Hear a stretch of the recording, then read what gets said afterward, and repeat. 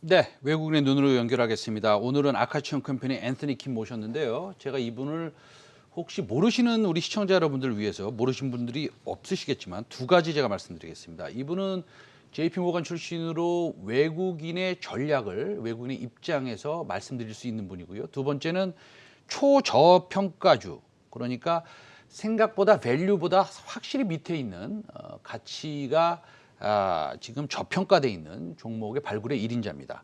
오늘 아카치온 컴퍼니 앤서니 킴, 김주영 대표 함께 하겠습니다. 안녕하십니까? 안녕하세요. 최근 시장이 조금 괜찮습니다. 예, 외국인들 뭐 어떻게 움직이고 있습니까? 네, 외국인들 계속적으로 아시아 쪽에 자금들이 많이 유입이 되면서 4월 초에는 굉장히 큰 자금 유입이 있었죠. 근데 그 이후부터 조금 보면 외국인들이 지난주에 뭐 많이 사긴 했지만 포지션에 약간 변화가 좀 생기는 모습들을 보이고 있습니다. 작년에까지만 해도 삼성전자와 SK 하이닉스만을 산다고 보였던 외국인들이 포지션을 지금은 삼성전자는 매도를 하고 있고 오늘도 보니까 SK 하이닉스는 매수를 하는데 삼성전자는 그렇게 매수를 많이 안 하는 것 같아요. 네. 이런 반도체 쏠림 현상을 조금 완화시키면서 뭐 다른 종목들, 그러니까 지금까지 많이 부각이 되지 않았던 저평가되었던 건설주라던가 조선주라던가 철강 이런 부분들이 굉장히 관심들을 많이 갖고 있고요. 그다음에 금리 관련된 이슈 때문에 은행주들을 많이 매입을 했었는데 최근에도 또 지난주 내내 보니까 삼성생명하고 삼성화재를 많이 매수를 했더라고요. 거의 한 20일 연속 삼성화재는 4월 달 내내 매수를 하고 있는 모습을 보이는데, 그만큼 지금 현재 외국인들이 투자 포지션들이 좀 변화가 되고 있는 모습들을 보인다라고 하는 부분을 짚고 넘어가고 싶습니다. 그 외국인들이 반도체 삼성전자, 네. 사실은 뭐 이런 측면은 있습니다. 삼성전자의 매수세가 많이 쏠리게 되면 사실은 중소형주는 조금 언더퍼폼 할 수 있기 때문에 그렇죠. 개인 투자자분들이 그 사실은 뭐 조그만 주식에 중소형주에 이제 많이 투자를 많이 하시기 때문에 조금 좀 심심할 때가 있죠, 그렇죠? 그러나 지금과 같이 삼성전자와 SK 하이닉스를 많이 사지 않는 이런 상황에서는 또 중소형주가 사실은 아웃퍼폼을 할 기회들이 좀 상존하는 것 같은데요. 요즘에 그 외국인들이 반도체 장비나 OLED 장비는 네. 뭐 그들의 그 관심은 어떻습니까? 그쪽에서는? 요새 관심들이 굉장히 높아진 것 같고요. 그 특히나 뭐 인텔이라던가 그 TSMC의 최근 그 설비 투자, 그러니까 캐펙스 관련된 뉴스들이 워낙 크게 나왔었기 때문에 앞으로 장비주들에 대한 기대치는 굉장히 높아진 것 같고요. 특히나 디램 쪽 같은 경우는 지속적으로 그 오버서플라이 이슈라던가 가격이 올라오지 않았었기 때문에 2021년은 디램의 설비 투자는 좀 슬로우하게 가지 않을까라는 예상을 뭐 마치 뒤엎듯이 요새 최근에 워낙 뭐 큰 규모의 설비 투자 관련된 내용들이 나오다 보니까 장비주들이 요새는 가장 뭐 핫하게 지금 그 스팟라이트를 받고 있는 것 같습니다. 알겠습니다. 그 TSMC도 수십 조의 설비 증설을 한다 그러고, 뭐 네. 인텔도 뭐 26조 정도. 네. 삼성전자는 요새 뭐 결정되지는 않았지만 그 뭐 이재용 부회장의 사면 얘기도 나오면서 네. 뭐 70조를 투자를 한다 안 한다 이런 네. 뉴스가 이제 계속 흘러나오고 있습니다. 그런데 사실은 삼성전자 굉장히 좋은 회사죠. 네. 예, 뭐 우리가 한번 사면은 10년, 20년 들고 가고 싶을 정도의 좋은 회사이긴 합니다만 좀 단기적으로 봤을 때 이런 예를 들어서 캐펙스, 소위 말하는 설비 투자가 70조를 한다라고 했을 때는 아무래도 현금 흐름이 조금 좀 뭐 문제가 있을 테고, 문제가 있다기보다는 현금 흐름이 좀 작아질 테고, 네. 그렇다 보면은 사실은 시장 투자자 입장에서, 외국인 입장에서 삼성전자를 공격적으로 사들이기에는 조금 뭐 좀 그렇지 않습니까? 좀 그거보다도 중소형 종목에 조금 더 매기가 좀 쏠리지 않을까 이렇게 생각을 하고 있는데, 우리 저기 앤서니 킴께서는 어떻게 생각하세요? 외국인들도 아마 그런 비슷한 생각을 하는 것인지는 모르겠지만 그 3월, 4월 달을 놓고 봤을 때 외국인들은 삼성전자를 꾸준히 매도를 해왔었고요. 네. 기관도 최근에 보면 매도세에 같이 동참을 하고 있는 그런 분위기예요. 그러다 보니까 삼성전자가 실적은 계속 잘 나오고 있지만 네. 주가가 같이 올라가지 못하는 이제 그런 그 다이버전스가 좀 일어나고 있는 상황이라고 생각이 되거든요. 그런 부분들은 아마 조금 장기간 그렇게 유지가 될 수도 있을 것 같은데 저는 이제 그 조금 볼리시하게 올해 3,600 정도까지 갔으면 좋겠다라는 생각을 하고 있는 사람 중 하나인데 네네. 그러다 보면 삼성전자가 10만 원을 가지 못하면 거기는 도달하기가 좀 어렵지 않을까라는 생각이 들어서 알겠습니다. 삼성전자 빨리 올랐으면 좋겠습니다. 네, 저도 올랐으면 좋겠는데 2분기 말까지는 조금 보수적으로 보는 네. 측면들이 좀 있더라고요. 네, 예. 그렇습니다.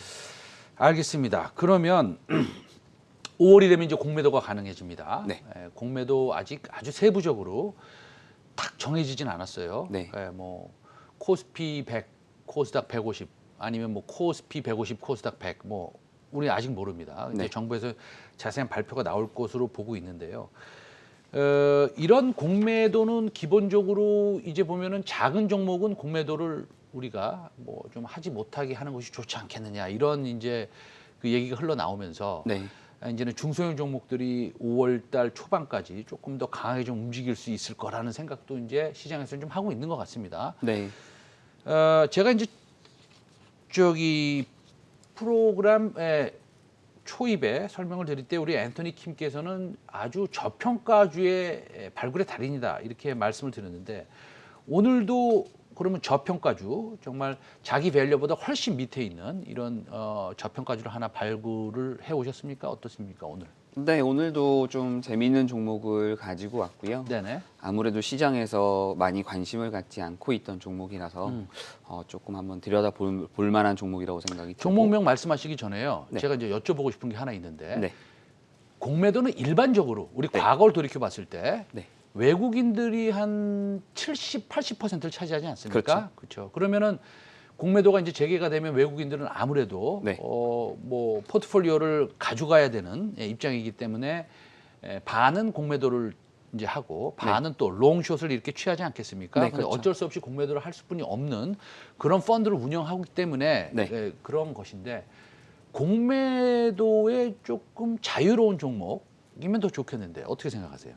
네, 아무래도 공매도를 못 치는 종목, 외국인들이 공매도를 못 치는 종목은 우리나라에 몇 개 되지 않습니다. 근데 그 이 종목은 외국인의 투자가 0%입니다.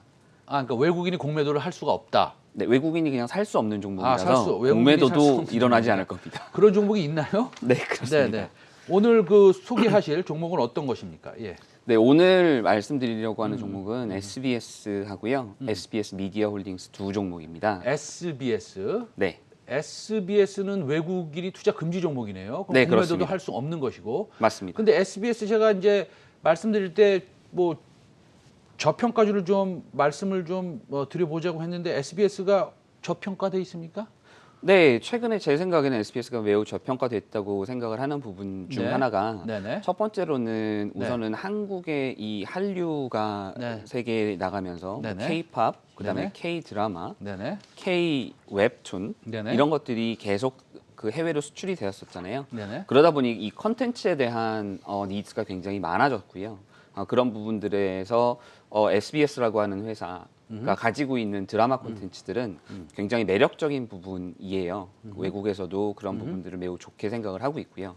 특히나 웨이브라고 하는 그 국내 한국 토종 OTT를 그 국내 공영 방송들이 공동으로 해서 만들었잖아요. 네네. 거기에 이제 많은 그 콘텐츠를 서플라이 하고 있는 SBS고요. 어쨌든 민영 방송이고 공영 방송이다 보니까 네네. 최근에는 많이 재미가 없었어요. 솔직히 많은 사람들이 유튜브를 보고 그 다음에 아프리카 TV나 이런 그 개인 BJ들의 활동들을 훨씬 더 많이 따라가다 보니까 공중파 방송에 대한 이런 엣지가 많이 사라지는 그런 추세였었는데요. 근데 간단히 저 여쭤보면 네. SBS가 지금 뭐 4,500억, 5천억 정도 시청하죠? 네. 예, 제가 이제 그런 걸로 알고 있는데 5천억 이하인데 네, SBS가 가치를 따져보면 네. 뭐 왜 저평가돼 있습니까? 충분히 뭐 밸류를 받고 있지 않습니까? 우선적으로 제일 먼저 말씀을 드리고 네. 비교를 하고자 하는 거는 네. J 콘텐츠라고 이제 JTBC에서 운영을 하고 있는 네네. 플랫폼입니다. 그렇죠. 그 J J- 콘텐츠리 알죠? JTBC가 가지고 있는 한 1.5조 됩니까? 그 시가총액이? J 콘텐츠가 한 1.6조 정도를 네네. 투자를 해서 네네. 그 방송 제작 그 장소를 지금 만들려고 지금 하고 네. 스튜디오를 만들려고 하고 있거든요. 네. 근데 그걸 1.6조 정도를 투자를 했는데 네네. 이미 SBS는 스튜디오 S라고 하는 그 방송사를 갖고 있어요. 그 제작소를 갖고 있어요. 네네. 스튜디오 S라는 네, 자회사죠. 자회사입니다. SBS가 몇 %나 들고 있습니까? 100% 가지고 있습니다. 100% 네. 자회사다. 네. 예, 그런데요. 그 스튜디오 S가 네. J 콘텐츠에 1.6조 투자하는 규모에 봤을 때 네네. 동일한 가치라고 한다면 네. 2조 이상의 가치를 받아야 된다라고 얘기를 지금 하고 있는데요. 그러니까 SBS가 자회사가 있는데 그 네. 자회사명이 스튜디오 S다. 네, 근데 가치가 약 한 2조 정도 된다. 네, 근데 시총이 4,500억, 5천억 정도 안 그렇습니다. 되는데. 그러면 그래서 저평가가 돼 있다. 네. 지금 현재 그 가치가 명확하게 지금 반영이 되고 있지 않다라고 하는 게 제 생각이고요. 아하. 그런 부분들 때문에 네네. 저는 분명히 업사이드가 있다고 생각을 하고 있고요. 두 번째로는 최근에 우선 SBS나 방송국들이 가장 호황을 누릴 때가 언제냐면 네네. 그 4년에 한 번씩 돌아오는 올림픽 주기, 네네. 그 다음에 월드컵 주기입니다. 네네. 근데 작년에 원래 월드컵 주기, 올림픽 주기가 돌아와서 일본에서 올림픽이 열렸어야 되는데 네. 코로나 때문에 열리지 못했었잖아요. 네. 근데 지금 스가 저 총리 같은 경우는 올해는 반드시 올림픽을 열겠다라고 하는 얘기를 했었고, 그다음에 바이든 대통령 같은 경우도 이에 대해서 동의를 하는 모습들을 보이면서 어쩌면 올림픽이 일본 올림픽이 이번 올해 개최가 될 수도 있을 것이다라고 하는 기대감들이 좀 있고요.